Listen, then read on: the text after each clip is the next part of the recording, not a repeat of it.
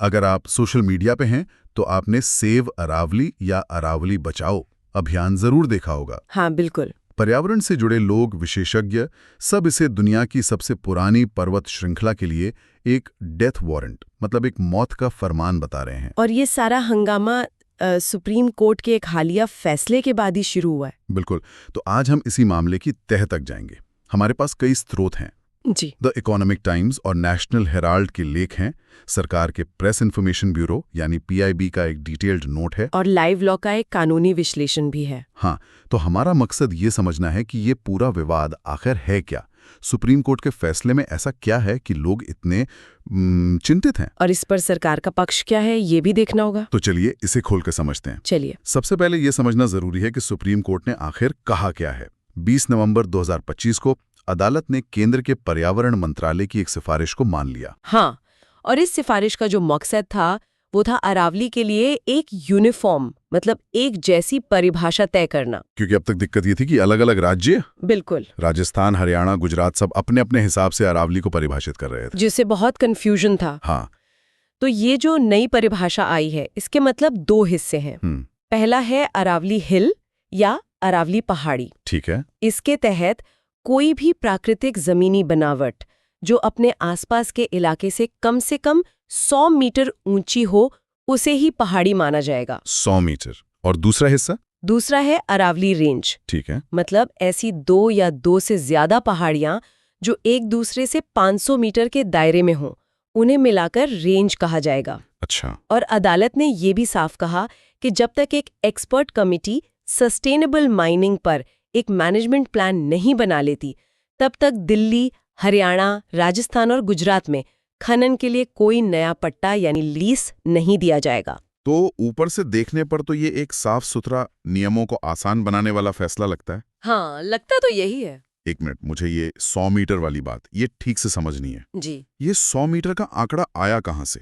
क्या इसके पीछे कोई भूवैज्ञानिक या इकोलॉजिकल आधार है, या ये बस एक सहूलियत के लिए तय किया गया नंबर है? आपने बिल्कुल सही नस पकड़ी है, क्योंकि यहीं से सारा विवाद खड़ा होता दिख रहा है। बिल्कुल, यही 100 मीटर की शर्त इस पूरे विवाद की जड़ है।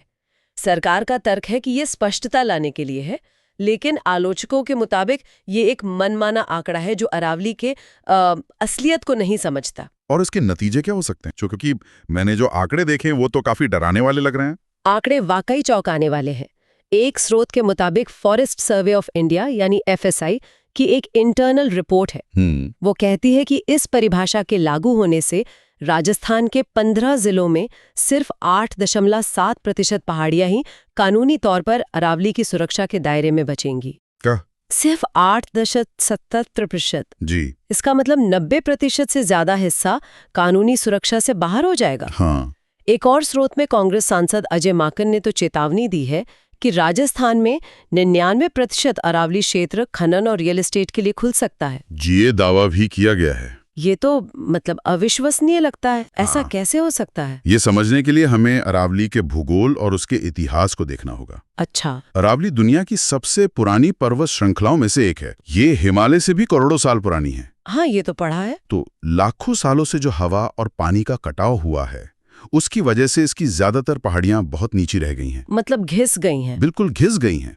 भूवैज्ञानिक तो ये कहते हैं कि यहाँ 20 मीटर जितनी छोटी पहाड़ियां भी इकोसिस्टम का एक बहुत अहम हिस्सा हैं। तो ये ऐसा हुआ कि आप किसी बहुत पुराने, अनुभवी और ज्ञानी इंसान के महत्व को सिर्फ उसकी शारीरिक लंबाई से आंक रहे हैं। सही मिसाल है। उसके ज्ञान और अनुभव को पूरी तरह नजरअंदाज कर रहे हैं। हमारे स्रोतों में इसे वैज्ञानिक सरलीकरण या साइंटिफिक रिडक्शनिज्म कहा गया है। एग्जैक्टली। मतलब एक बहुत ही जटिल सिस्टम को आपने एक बहुत ही सरल लेकिन गलत पैमाने से माप दिया। हाँ। ये सिर्फ ऊंचाई का सवाल नहीं है, ये उनके काम का, उनके फंक्शन का सवाल है। और जब हम अरावली के फंक्शन की बात करते हैं तब समझ आता है कि दांव पर क्या लगा है। तो चलिए इस पर बात करते हैं। अरावली को अक्सर उत्तर भारत का हरा फेफड़ा यानी ग्रीन लंग्स कहा जाता है। जी। ये लगभग 700 किलोमीटर लंबी एक दीवार जैसी है जो गुजरात से दिल्ली तक फैली है। इसका सबसे बड़ा काम क्या है?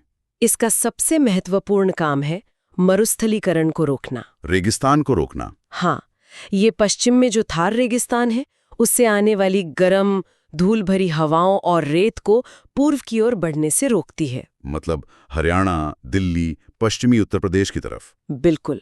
अगर ये न हो तो ये उपजाऊ मैदान रेगिस्तान बन सकते हैं। ये एक प्राकृतिक दीवार है। तो अगर इस दीवार में इन छोटी छोटी पहाड़ियों को हटाकर दरारें बना दी जाएं, तो वही होगा। तो इसका मतलब है कि दिल्ली एनसीआर में धूल के तूफान और बढ़ेंगे, PM10 का लेवल और खराब होगा। बिल्कुल। और खेती की जमीन पर भी असर पड़ेगा। दूसरा बड़ा काम है भूजल पुनर्भरण, यानी ग्राउंड वाटर रिचार्ज। पानी को रिचार्ज करना। हाँ, ये पहाड़ियां एक विशाल प्राकृतिक स्पंज की तरह है।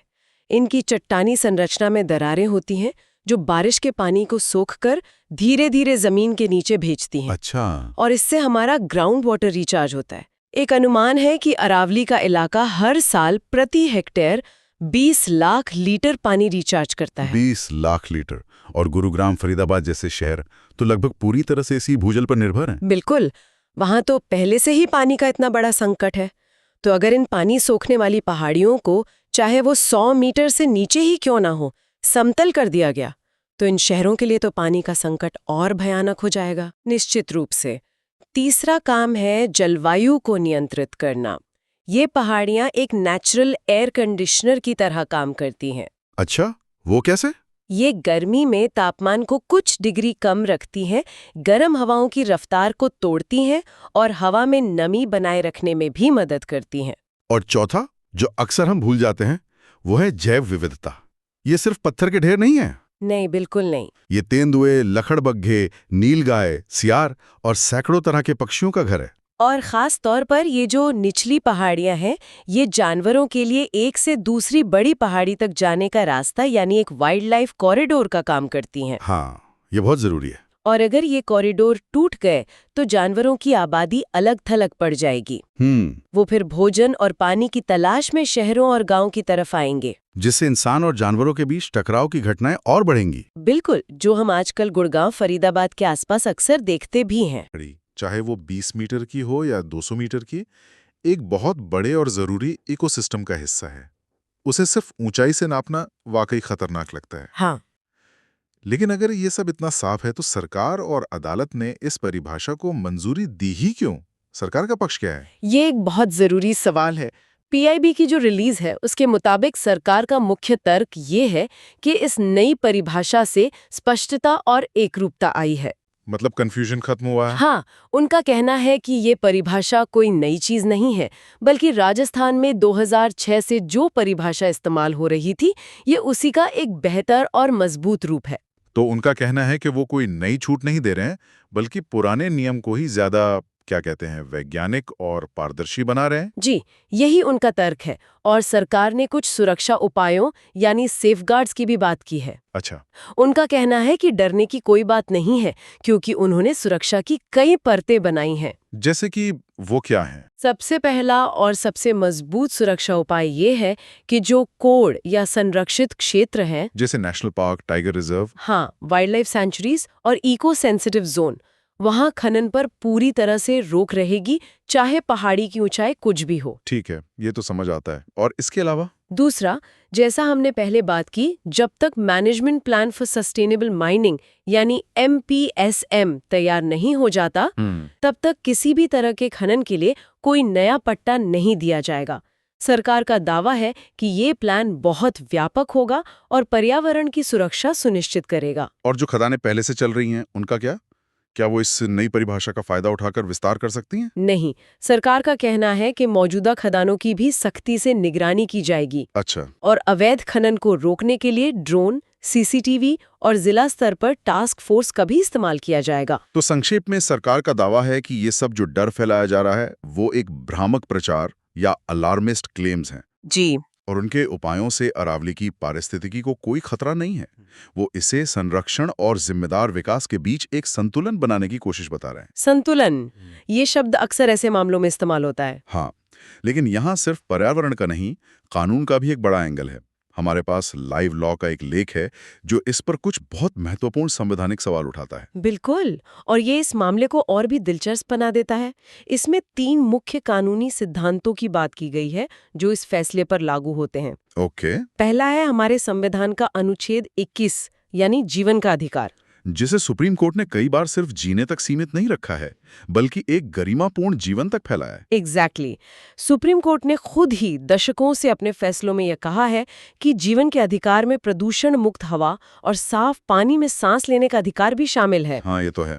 तो कानूनी विशेषज्ञों का सवाल ये है कि अगर कोई सरकारी नियम या परिभाषा पर्यावरण को इतना बड़ा नुकसान पहुंचा सकती है, जिससे हवा और पानी की गुणवत्ता खराब हो, तो क्या वो सीधे सीधे अनुच्छेद 21 का उल्लंघन नहीं करते? ये तो एक तरह का कानूनी विरोधाभास है।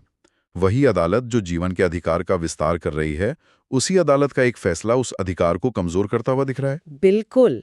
दूसरा सिद्धांत है एहतियाती सिद्धांत, यानी प्रिकॉशनरी प्रिंसिपल। प्रिकॉशनरी प्रिंसिपल, हाँ। ये अंतर्राष्ट्रीय पर्यावरण कानून का एक स्थापित सिद्धांत है, जिसे भारत में भी माना जाता है। इसका क्या मतलब है आसान भाषा में? इसका मतलब है कि आपको नुकसान होने का इंतजार नहीं करना है। अगर किसी काम से पर्यावरण को गंभीर और ऐसा नुकसान होने का खतरा है जिसे ठीक नहीं किया जा सकता, तो वैज्ञानिक सबूतों की कमी को उस काम को न रोकने का बहाना नहीं बनाया जा सकता। अच्छा, मतलब हमें खतरे की मजबूत आशंका पर ही सावधानी बरतनी होगी। हाँ, हम ये नहीं कह सकते कि पहले साबित करो कि रेगिस्तान दिल्ली तक आ जाएगा तब हम खनन रोकेंगे। बिल्कुल यही। और तीसरा है पब्लिक ट्रस्ट सिद्धांत, यानी पब्लिक ट्रस्ट डॉक्ट्रिन। ये क्या है? ये एक बहुत खूबसूरत सिद्धांत है। ये कहता है कि राज्य या सरकार प्राकृतिक संसाधनों की मालिक नहीं है, बल्कि सिर्फ एक ट्रस्टी है। एक रखवाला। हाँ, एक रखवाला। इन संसाधनों की असली मालिक जनता है और आने वाली पीढ़ियां हैं। सरकार की जिम्मेदारी है कि वो इस धरोहर को सुरक्षित रखे, न कि उसे खत्म कर दे। तो इन तीनों सिद्धांतों की रोशनी में कानूनी तर्क ये बनता है कि अरावली की परिभाषा उसके पारिस्थितिक कामकाज यानी उसके इकोलॉजिकल फंक्शन के आधार पर तय होनी चाहिए, बिल्कुल। न कि सिर्फ ऊंचाई जैसे एक संख्यात्मक मापदंड पर।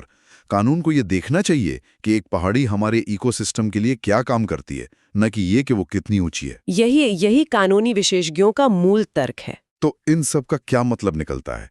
हमारे सामने दो बिल्कुल अलग अलग तस्वीरें हैं।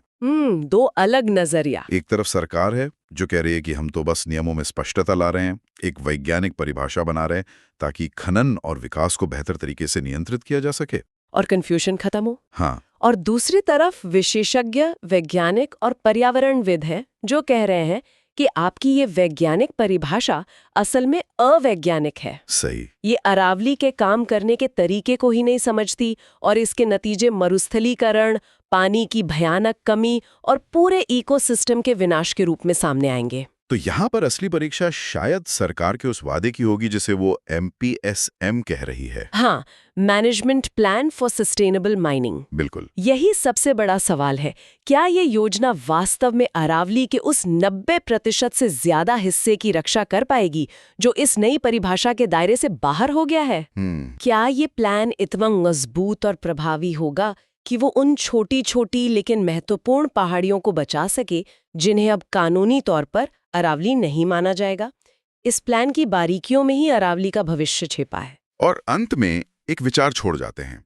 एक तरफ सरकार की अरावली ग्रीन वॉल प्रोजेक्ट जैसी महत्वाकांक्षी योजनाएं हैं। हाँ, मैंने भी सुना इसके बारे में। जिनका मकसद गुजरात से दिल्ली तक 1600 किलोमीटर लंबी एक विशाल हरित दीवार बनाना है ताकि मरुस्थलीकरण को रोका जा सके। वहीं दूसरी तरफ एक ऐसी कानूनी परिभाषा लाई गई है जो पहले से मौजूद प्राकृतिक दीवार की सुरक्षा को जड़ से कमजोर कर सकती है। ये तो नीतियों के बीच एक बहुत गहरा विरोधाभास है। बिल्कुल। और सोचने वाली बात यह है कि क्या हम अरबों रुपए खर्च करके एक नई इंसानी दीवार बनाने की कोशिश कर रहे हैं, जबकि हमारी पुरानी प्राकृतिक और अमूल्य दीवार को टूटने दिया जा रहा है?